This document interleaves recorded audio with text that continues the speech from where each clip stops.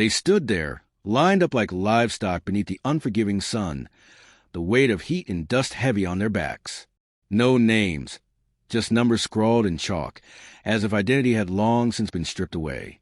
She was at the edge of the row, barefoot, the hem of her dress frayed, wrists tied so tight they left angry marks on her skin.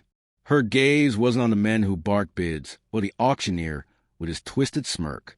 It wasn't on the battered chalkboard behind him where her price, was smeared like a curse. She stared past it all, eyes fixed on some distant point only she could see.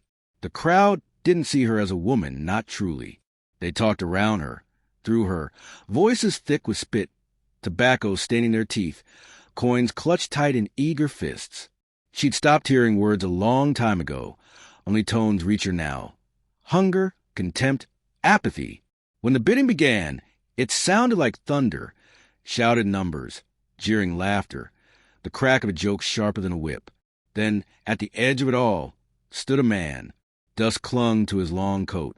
His hat shaded his face. He didn't move, didn't speak, just stood there, silent as stone. When they called her number, his hand rose, 2 fingers lifted, steady and sure. A ripple of amusement passed through the crowd. That one? Let her rot, someone sneered. But the man didn't look away. Another tried to outbid him, careless, almost mocking. The man raised his fingers again, this time higher.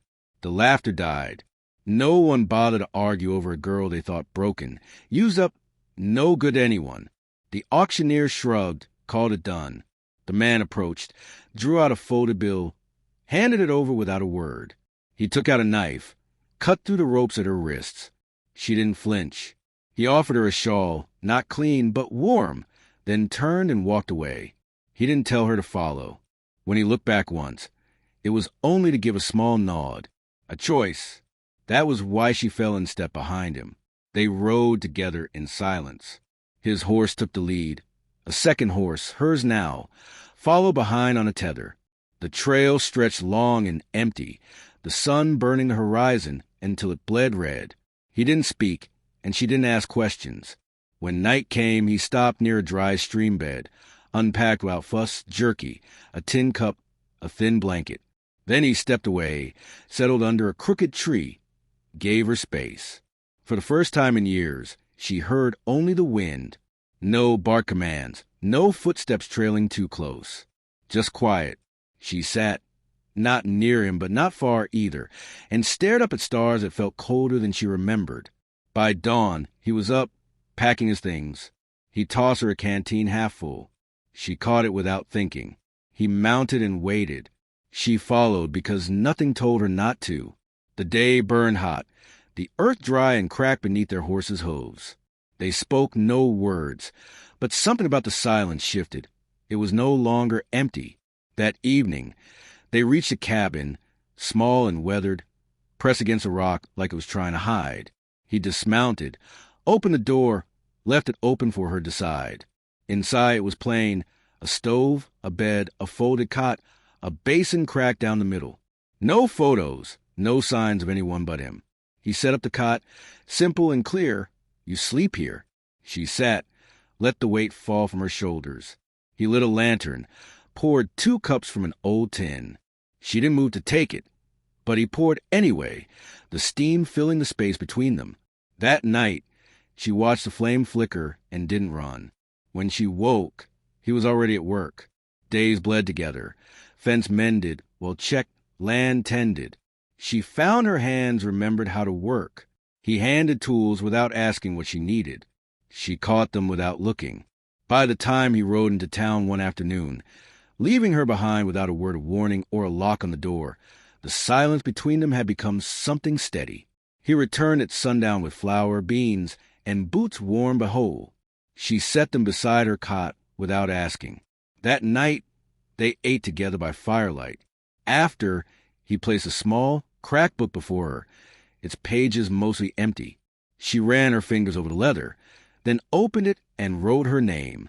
One morning a stranger came, boots polished, smile too wide. "Didn't expect to see you out here," he said lightly.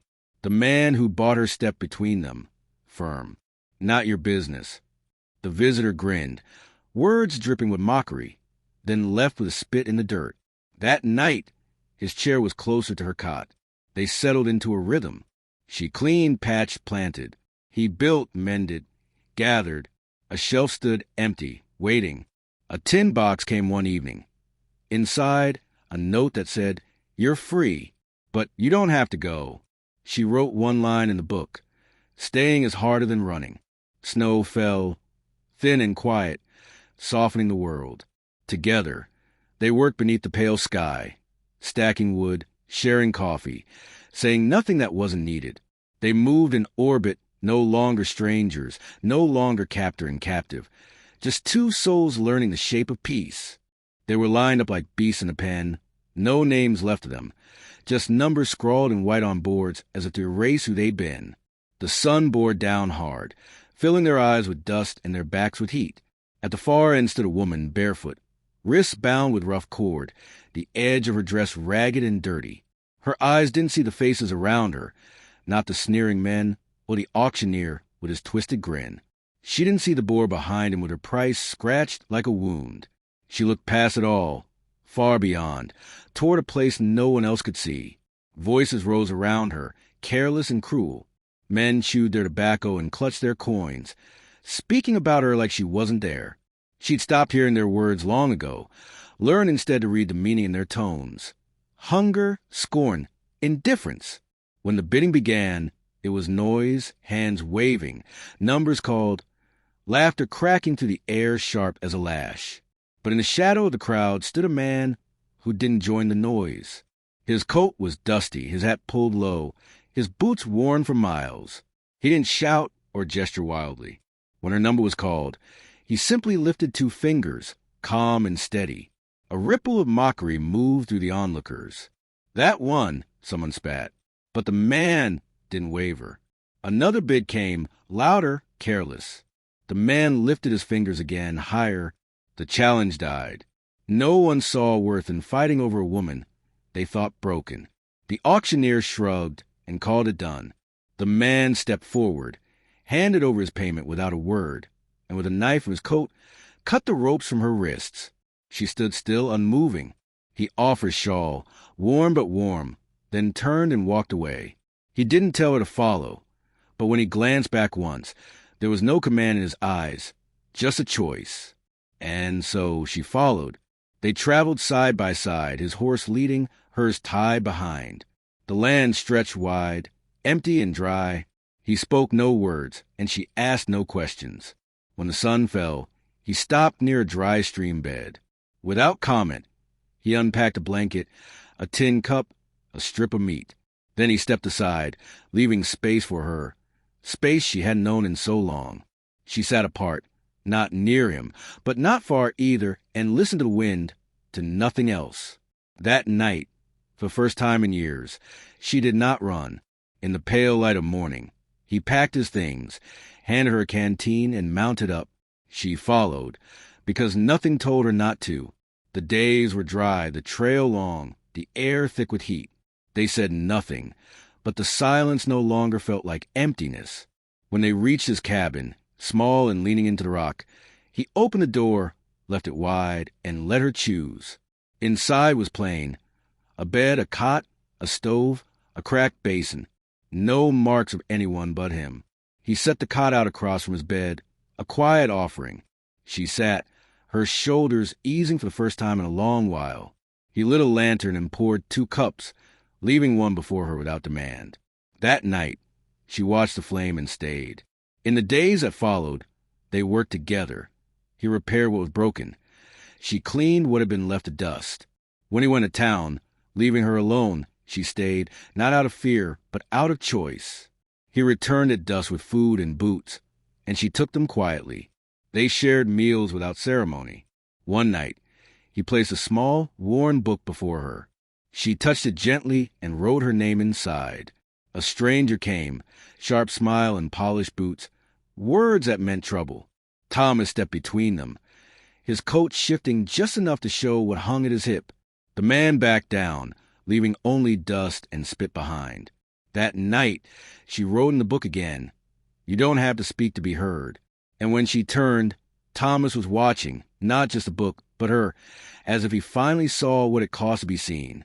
Winter came heavy and quiet, snow burying the fence lines. Inside, they moved like two who understood survival, without needing to talk of it. At night, she hummed soft tunes without words. He never asked what they were, but he always sat closer when she did.